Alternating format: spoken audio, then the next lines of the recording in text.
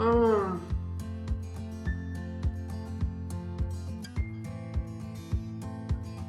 Hello everyone and welcome back to my channel. It's Lorraine and I hope you're having a fabulous day today. For our episode today, we are going for a little walk down memory lane once again, and this time we are going to be using this wonderful book. This folder here is around about 30 years old, without saying exactly how old I am, not that I'm ashamed of it. But I remember creating this folder with my mum. We sat down in the summertime and we cut out all of these little pictures. I don't know that the kids still do this these days, but we cut out all these little pictures from the magazines, and then my mum and I stuck them all onto the folder, and then my mum very carefully covered it with Duracell, clear Duracell, and 30 years later it's still holding up. And this folder has traveled with me all over New Zealand and is now in Australia with me as well. So how cool is that? And I just grabbed it out the other day because I was looking for another recipe, but I found some absolutely wonderful gems in here that have made me laugh so much because of my spelling as an 11-year-old, and also just some other wonderful little gifts of hilarity which I will share with you as we go along.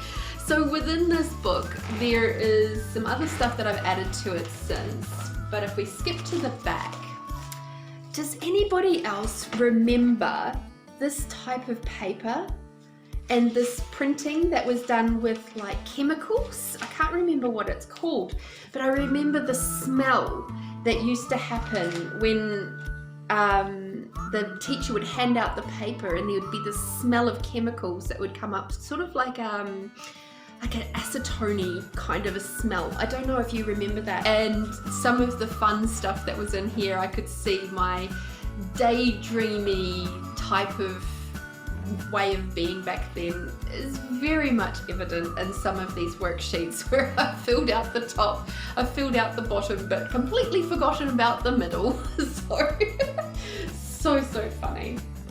And the recipe that we're going to be doing today is Easter biscuits, this one here.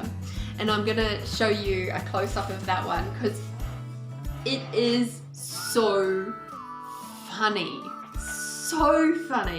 The spelling, then there's a couple of little mistakes, and there were one little mistake in there that makes a massive difference to the actual recipe and how it comes out. And I actually did a test on this one last weekend, and yeah, we've had to make some adjustments. So if you want to have this recipe, just follow the instructions down the bottom as we go through, not necessarily this particular copy of it. So let me show you the close-up of that now. Alright, so here we have our Easter biscuits, and given what happened last weekend when I gave it a little test run, I'm actually going to double all of these ingredients so that I get a decent amount so I can share them with my friends. But we have 90 grams of butter, half a cup of sugar, we've got a half a cup of currants, a quarter of a cup of flour. Check that out, flour. Guess we're gonna get some flour power in our way. We have half a teaspoon of cinnamon, half a teaspoon of spice, 1 teaspoon of baking powder, and powder, baking powder, and a pinch of salt. And I love this Easter biscuit because I could never spell biscuit properly. It was a word that I really struggled with for a long time, so it's Easter biscuit. Now we've got to cream the butter and the sugar. Don't you just love how sugar is spelled? Add the beaten egg, beat in well, sift in dry ingredients, add the currants, mix, turn onto a floured table, knead lightly, roll roll out, cut into rounds with a cutter, put on a tray in the fridge to harden, then place in the oven, fan bake at 100 and I think that says 160. Yeah, 160 for 15 minutes. So we're going to make it some slight adjustments to this recipe because quite clearly a quarter of a cup of flour is not going to be enough for this.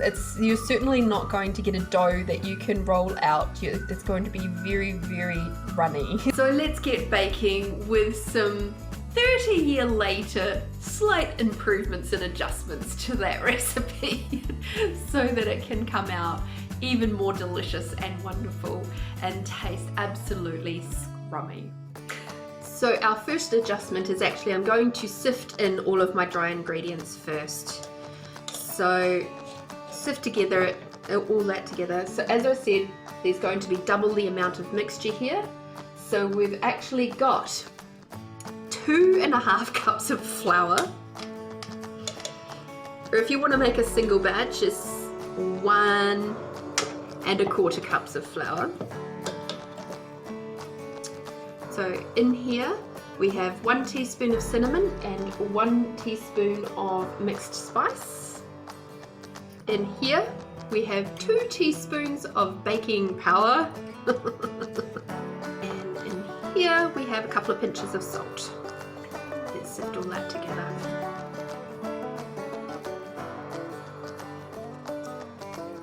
Do you remember the old days where you had the sifter that had the turning handle, the crank, it was like a metal one with a handle and it had a turning part that all the blades went around and around and around on the inside to make the flour fluff through? That's what we used to use back in manual class. Okay, just make sure that's all nice and mixed in. You can use a spoon for this if you like.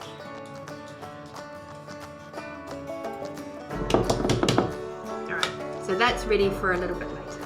When I did my test the other day, I tried using this beater with my beautiful mixer in the background there, and while she did a good job, there was a couple of other things that was at play there, one being that the day was very cold. So we're going to give this little whisker a go to see if that's going to cream the butter and the sugar a little bit easier. And the other thing was the butter itself was still quite firm, even though I had left it out for several hours before I actually tried to cook with it. So this time we've got New Zealand softened butter and it has been out. It is nice and soft and squishy, and so that should cream really quickly, even though the day today is not overly warm. So we'll give that a go and see what happens. Alright, so we have our butter here. Oh, it's soft. It's gonna be good. And we have 1 cup of sugar.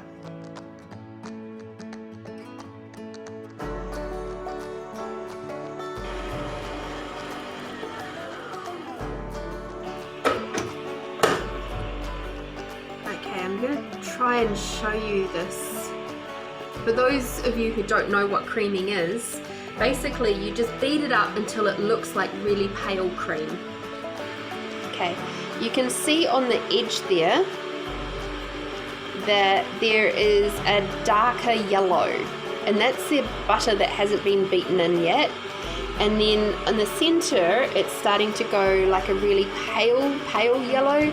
That's the creaming that we're looking for. So what we're going to do now is just scrape down the edges so that it can mix in properly, and then we'll just keep beating it until it's all a consistent colour. Here's a really good example of what unbeaten and creamed looks like. So this is the stuff just from the edge, and this is the stuff that has been beaten in a little bit. So you can see it's lighter in colour and it looks quite fluffy. That's what we're looking for. Okay, that's looking really, really good now. Let's show you. That's looking awesome. So it's nice and light, got that light creaminess to it. Looking good. Now obviously in my daydreaminess, I did not write in the list of ingredients the egg. But in the recipe it does call for an egg. In my list of instructions it calls for an egg. So we'll add 2 eggs. In actual fact it says add beaten eggs. So let's pop this one in. Here's 1 egg, 2 eggs, because of course we're doubling the mixture. So now let's add our beaten eggs to our butter mixture. Beat in well.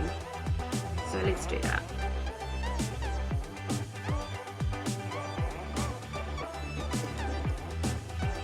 It's looking good, isn't it? Make sure we're all mixed in from the edges. Beautiful.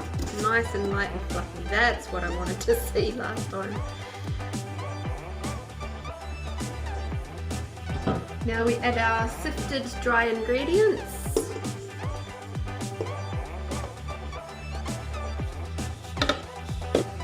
Including our baking powder.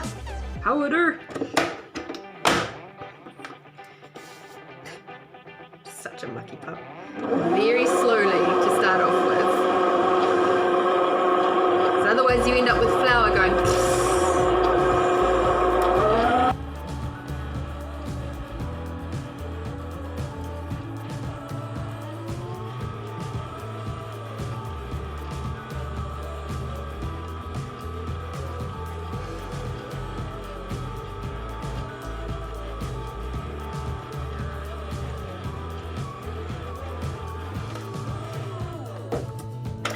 I just realised this is the time when I need to change my beater over. Oh dear. I love this stuff.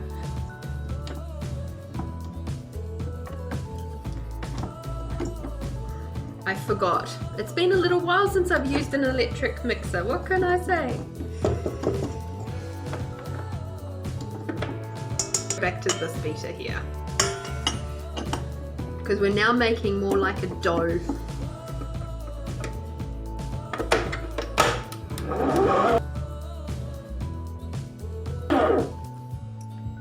Okay, now I don't have any currants in my house at all right now, so what I've done is I've got 1/3 of, because we needed 1/2 cup of currants, so we need 1 cup, being that we're doubling our mixture. So 1/3 of a cup of dried cranberries, 1/3 of a cup of dried blueberries, and 1/3 of a cup of dried sultanas or sultanas. So I'm going to add those to the mix now.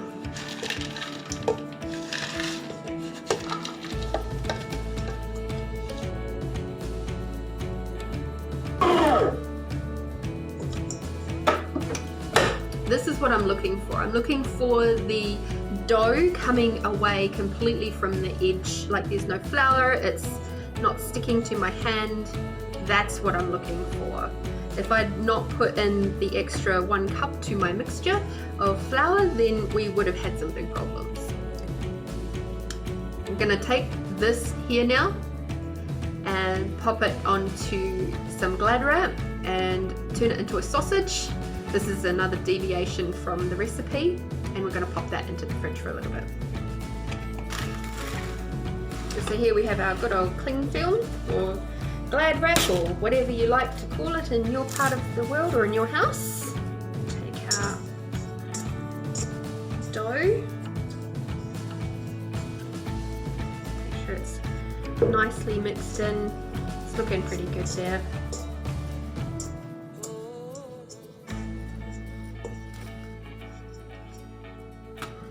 As you can see, it's mostly come out of the bowl. There you go. Let's get that last little bit out.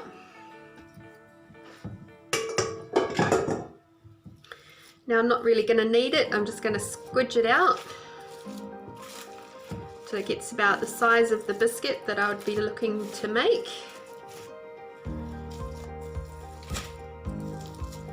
roll it out, squidge it out into a nice sausage shape.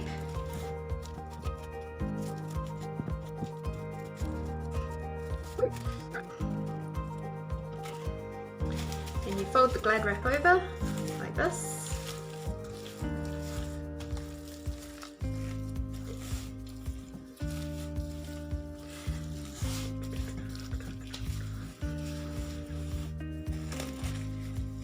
Twist the ends around.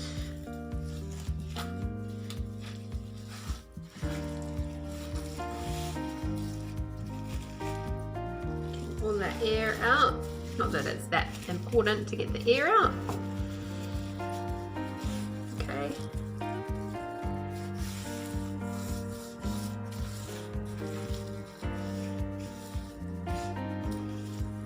And now I'm going to go and pop this into the fridge for 1 hour, and when I come back then we'll cut it up into pieces and then we'll pop it straight into the oven to cook. Easy as that. Time for a cup of tea, and today's brew is brought to us by, technically not a sponsor, Forest Fruits with a twist of apple. Yum, yum, yum. I'll see you soon. Next, the oven is going around to 160. And we'll put it on to fan forced. Okay, it's about an hour later. This of course could sit in the fridge for a lot longer than that if you wanted it to. It's cool to the touch and it is a little bit firmer.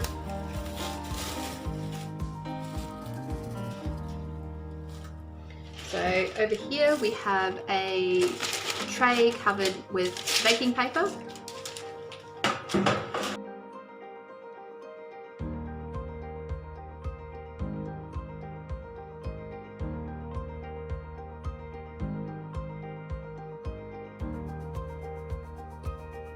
And now into the oven for 15 minutes.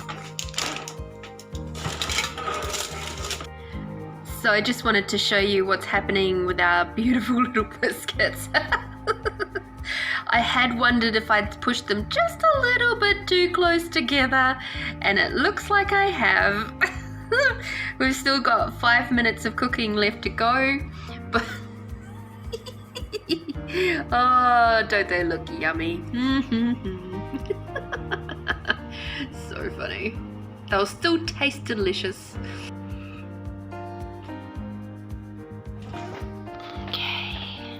They're done.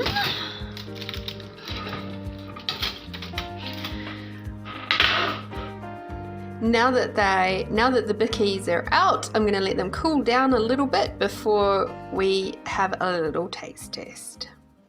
Alrighty, here's our little biscuit. Yum yum. It's still nice and warm from the oven, but not too hot. So I'm not going to burn myself, but let's have a taste test.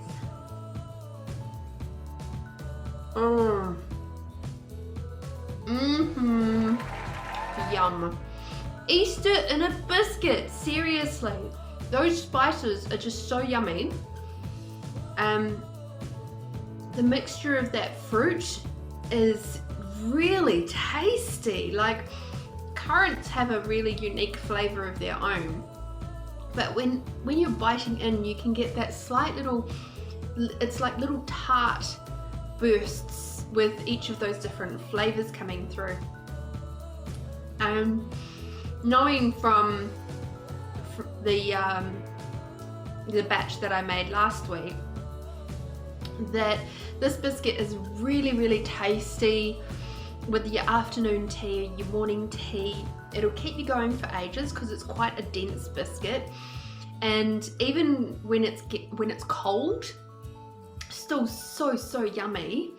And it is great for the kids' lunch boxes and stuff like that because it's not going to crumble away into a mess of little bits. The best thing about these sorts of biscuits is, number one, you can actually make them in advance. You could put them into the fridge overnight and then cook them up the next day. Not a problem at all. And they will last a really long time. Well, depending on how quickly they go into people's mouths, but they do actually last a really good time, a long time just in a container in the pantry.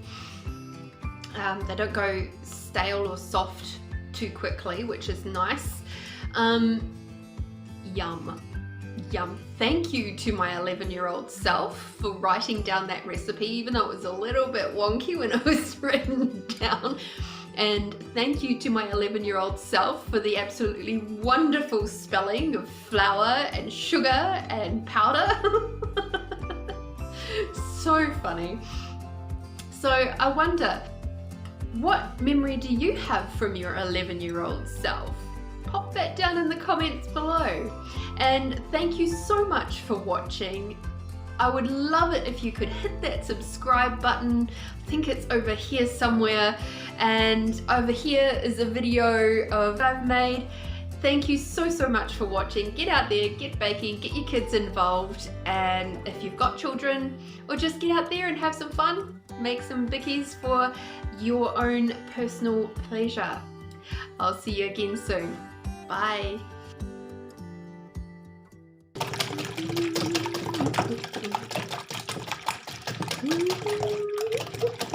All right, time for a cup of